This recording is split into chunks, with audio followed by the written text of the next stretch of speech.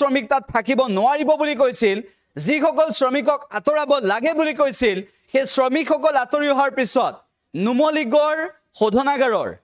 প্ৰকল্পৰ কাম বন্ধ হৈ পৰিছে মিয়া শ্ৰমিক আতৰি অহাৰ পিছত কাম বন্ধ কৰিবলগীয়া পৰিস্থিতি হৈছে মিয়া শ্ৰমিকক ৰাখিব নোৱাৰিব বুলি কোৱাৰ পিছত কাম বন্ধ কৰিবলৈ বাধ্য হৈছে শোধনাগাৰ কৰ্তৃপক্ষ বাহিৰৰ পৰা শ্ৰমিক আনিব বিচাৰিছে এতিয়া মিয়া শ্ৰমিক নোহোৱাৰ বাবে মুছলমান সেইসকল শ্ৰমিক নোহোৱাৰ বাবে এতিয়া হাহাকাৰ লাগিছে এনআৰএলত আমি উল্লেখ কৰিবলৈ গৈছো এই মুহূৰ্তত মিয়াখেদা অভিযান চলিছিল দৃশ্যটো আমি আপোনালোকক দেখুৱাইছো শিৱসাগৰত মিয়াখেদা অভিযান চলিছিল এই দৃশ্যটো মনত আছে সকলোৰে শিৱসাগৰৰ এই মিয়াখেদা অভিযান সকলোৱে গম পাইছিল সকলোৰে মনত আছে এই দৃশ্যটো আৰু সেই মিয়াখেদা অভিযানৰ পিছত ৰাজ্যত মিয়া বিতৰ্কৰ সূচনা হৈছিল ইয়াৰ পিছত নুমলীগড় শোধনাগাৰ আমি নুমলীগড় শোধনাগাৰৰ দৃশ্য আপোনালোকক এই মুহূৰ্তত দেখুৱাইছো এই নুমলীগড় শোধনাগাৰ অসম আন্দোলনৰ ফলশ্ৰুতিত জন্ম হোৱা এই নুমলীগড় শোধনাগাৰ অসম আন্দোলনৰ ফলশ্ৰুতিত প্ৰতিষ্ঠা হোৱা এই নুমলীগড় শোধনাগাৰ আৰু এই নুমলীগড় শোধনাগাৰৰ এতিয়া শ্ৰমিক মিয়া শ্ৰমিকক আতৰাই এনেকুৱা পৰিস্থিতিৰ সৃষ্টি হৈছে যিটো পৰিস্থিতি ভাষাৰে বুজাব নোৱাৰি ভাষাৰে বুজোৱাটো কঠিন কিয়নো প্ৰকল্পৰ কাম বৰ্তমান সময়ত বন্ধ হৈ আছে নুমলীগড়ত এনআৰএলৰ প্ৰকল্পৰ কাম বন্ধ হৈ আছে এই প্ৰকল্পৰ কাম কিয় বন্ধ কৰিবলগীয়া হৈছে কিয় আমি আপোনালোকক এই মুহূৰ্তত জনাবলৈ চেষ্টা কৰিছো নুমলীগড় তেল শোধনাগাৰ প্ৰকল্পৰ কাম এইভাবে বন্ধ কৰিবলগীয়া হৈছে যে যি কাম সেই মুছলমান শ্ৰমিকে কৰিছিল সেই কাম কৰিবলৈ অপাৰক বাকীসকল আৰু সেইভাবে এনআৰএল প্ৰকল্পৰ পৰা মিয়া শ্ৰমিক আতৰি অহাত বন্ধ হৈ গৈছে এনআৰএলৰ প্ৰকল্পৰ কাম এনেকুৱা পৰিস্থিতিৰ সূচনা হৈছে এটা সময় আছিল যে মিয়া শ্ৰমিকক হাঁহিছিল তেওঁলোকে মিয়া শ্ৰমিক থাকিব নোৱাৰিব বুলি কৈছিল এতিয়া মিয়া শ্ৰমিক নহলে তাত কাম নচলা হৈছে আৰু এই পৰিস্থিতিৰ পিছত বিভিন্ন দল সংগঠনে এই সন্দৰ্ভত প্ৰতিক্ৰিয়া ব্যক্ত কৰিছে আমি উল্লেখ কৰিব বিচাৰিছো যে মুখ্যমন্ত্ৰী ডক্টৰ হিমন্ত বিশ্ব শৰ্মাই মিয়া বিতৰ্কক লৈ কেনেদৰে মন্তব্য কৰিছিল কেও সকলোৱে শুনিছিল শিৱসাগৰত মিয়াখেদা অভিযান কেনেদৰে চলিছিল কেও সকলোৰে মনত আছে আমি দৃশ্যও দেখুৱাইছো কিন্তু এতিয়া আহিছো এনআৰএলৰ প্ৰসংগলৈ এনআৰএলত আজি কি পৰিস্থিতি এনআৰএলৰ প্ৰকল্পৰ কাম শেষ হোৱা নাই এনআৰএলৰ প্ৰকল্পৰ কাম হৈ থাকোতে মিয়া শ্ৰমিক আতৰি অহাত মুছলমান শ্ৰমিক আতৰি অহাত হাহাকাৰ অৱস্থাৰ সৃষ্টি হৈছে ইয়াৰ পিছত দল সংগঠনে প্ৰতিক্ৰিয়া ব্যক্ত কৰিছে কি কৈছে দল সংগঠনে আমি সেয়া শুনাব বিচাৰিছো আমাৰ অসম চুক্তি আধাৰত যি নুমলীগড় শোধনাগাৰ স্থাপিত হৈছে সকলোৱে জানে ইয়াত আচলতে কি হ'ল আমাৰ অসমীয়াৰ প্ৰভুত্বটো থাকিব লাগে বুলি সদায় দিন আমি দাবী কৰি আহি আছোঁ বিশেষকৈ কথা এটা এতিয়া আমি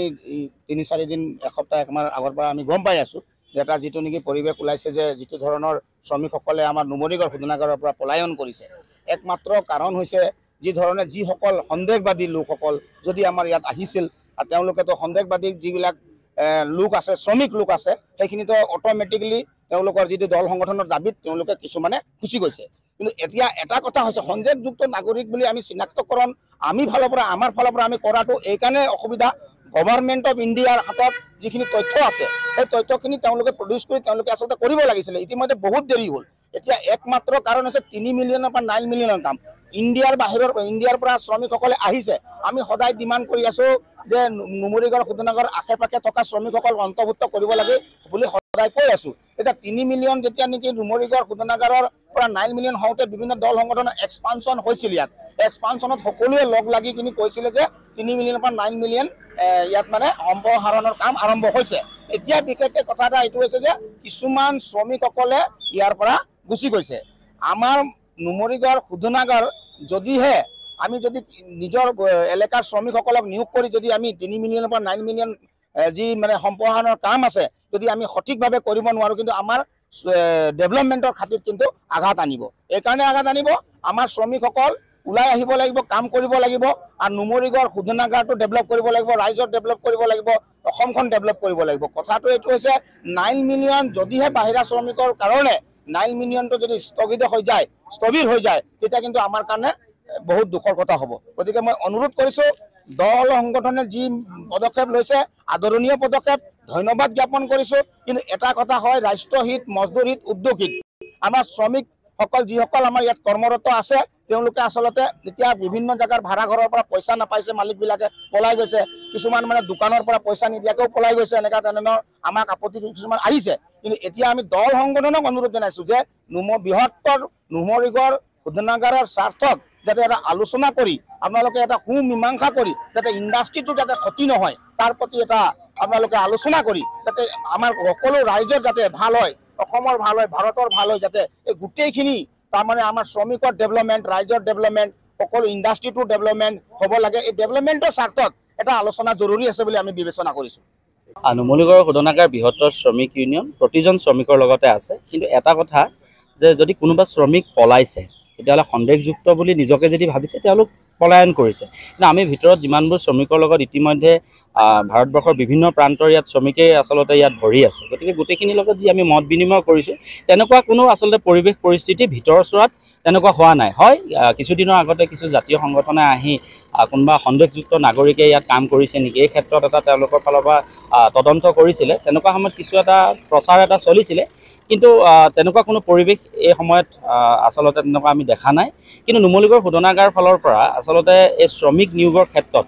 এই অসম চুক্তিৰ ফলত অসমীয়া মানুহৰ আৱেগ থকা নুমলীগড় শোধনাগাৰত অসমীয়া মানুহে আচলতে শ্ৰমিক হিচাপে বা ইয়াত কাম কৰাৰ কাৰণে যি ব্যৱস্থাটো কৰিব লাগিছিলে সেই ব্যৱস্থাটো কৰাৰ ক্ষেত্ৰত আচলতে বিফল হৈছে। আৰু তাৰ কাৰণে এতিয়া আচলতে শোধনাগাৰ কৰ্তৃপক্ষই আচলতে ভীতিগ্ৰস্ত হৈছে যে যিখিনি হিন্দী বলয়ৰ মানুহ, গৰিষ্ঠ সংখ্যক হিন্দী বলয়ৰ মানুহ ইয়াত কাম কৰি আছে, থলুৱা মানুহৰ সংখ্যা কম বা সন্দেহযুক্ত বুলি যিসকলক আমি কওঁ, যদিও তেখেতসকলৰ ভাৰতৰ নাগৰিক তেওঁলোকৰ প্ৰমাণপত্ৰ আছে যদিও তেওঁলোক কিন্তু সন্দেহযুক্ত ভাষাৰ ফালৰ পৰা, তেওঁলোকৰ কথনশৈলীৰ ফালৰ পৰা, তেওঁলোকৰ থকা মেলাৰ গোটেই ব্যৱস্থাটোত যিসকল আচলতে সন্দেহযুক্ত বুলি আমাৰ মানুহে সন্দেহ কৰে সেইসকল মানুহ যিহেতু গৰিষ্ঠ সংখ্যক নিয়োগ হৈ আছে, সেইকাৰণে নুমলীগড় শোধনাগাৰ আচলতে কৰ্তৃপক্ষই এইটো ক্ষেত্ৰত ভীতিগ্ৰস্ত হৈছে। আৰু সেইসকল যদি যায়গৈ তেতিয়াহ'লে সম্প্ৰসাৰণ প্ৰকল্পত বাধাগ্ৰস্ত হ'ব বুলি ভাবিছে। কিন্তু আমি নুমলীগড় শোধনাগাৰ বৃহত্তৰ শ্ৰমিক ইউনিয়নে আমি নাভাবোঁ, কাৰণ দাঁতিকাষৰীয়া এতিয়াও হাজাৰ হাজাৰ শ্ৰমিক আহি এই ৰেলিঙত বহি থাকে তেওঁলোকে কাম কৰিবৰ কাৰণে, তেওঁলোকে কাম কিন্তু পোৱা নাই। অসমৰ বহুত যুৱক আছে যিসকল কাৰিকৰী শিক্ষাৰে দীক্ষিত,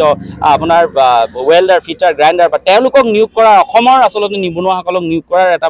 পলিচি নুমলীগড় শোধনাগাৰে আচলতে লোৱা নাই। সেইকাৰণে আচলতে তেওঁলোক খলটেকত পৰিছে। এতিয়াও সময় আছে, নুমলীগড় শোধনাগাৰে যদি অসমীয়া মানুহক ইয়াত যদি নিয়োগ কৰাৰ কথা যদি ভাবে, আমি নাভাবোঁ যে মিয়াই বা হিন্দীভাষী মানুহে আচলতে কাম কৰিব পাৰে, অসমীয়া মানুহে কাম নকৰে, এনেকৈ কথা আমি নাভাবোঁ। আৰু এই কথাটো আচলতে সম্পূৰ্ণ ভুল কথা। যিকোনো খবৰৰ বাবে যোগাযোগ কৰক 7090173330 অথবা 7099017990 নম্বৰত। আমাৰ